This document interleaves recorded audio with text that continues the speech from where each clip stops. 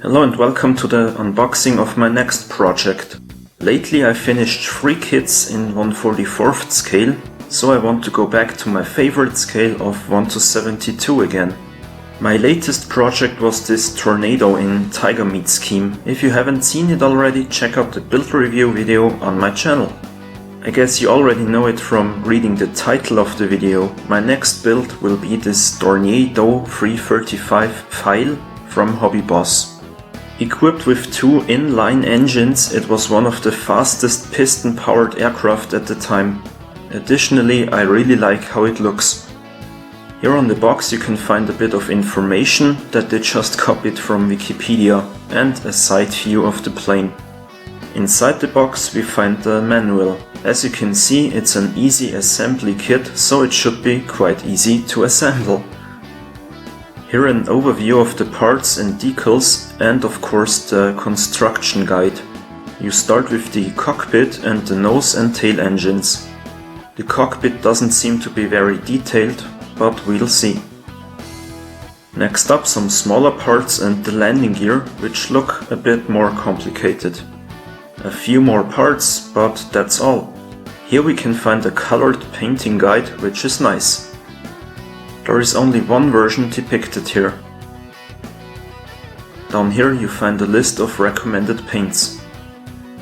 Now a quick look on the decals. A black and white instrument panel, well, better than nothing. Some markings, censored swastikas and a few stencils. Not bad. Now to the one and only clear part. It's in a sealed pack, so there won't be any scratches. It looks very good, no flash or seam lines whatsoever. For easier masking I got myself these pre-cut masks, which should make life easier. Now let's have a look on the other parts. The fuselage is packed separately.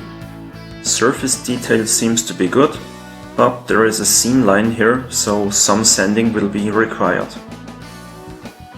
Also you have these holes for easier assembly. Next up the rest of the fuselage with the wings already attached. As you can see, it's also safely packed.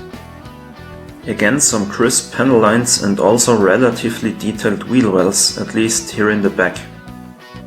My first impression is that the plastic on this kit is very thick, which makes it quite heavy. The assembly should be quite simple though. And now a quick size comparison with my Messerschmitt 109 in the same scale. This plane is huge. On this sprue we find the poorly made ejection seat, parts for the landing gear, the engine cowling and propellers. The problem with these is that the angle is incorrect. So here one of the blades is angled in the wrong direction, while the blades of the rear propeller are completely the wrong way round. I'm not sure how to fix that yet, but it's definitely a letdown. Anyways, let's continue with the next sprue. Here is the cockpit area, which doesn't have any details. Some rudders and antennas and these huge wheels.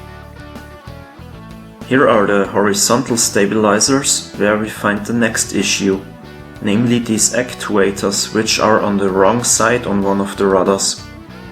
So overall I would say you get what you pay for. I think this kit was around €12 or so. Anyways, I think with a bit of extra work the outcome will be quite nice and I'm really looking forward to building it. Check my YouTube, Facebook and Instagram channels in the description if you want to see how it turns out.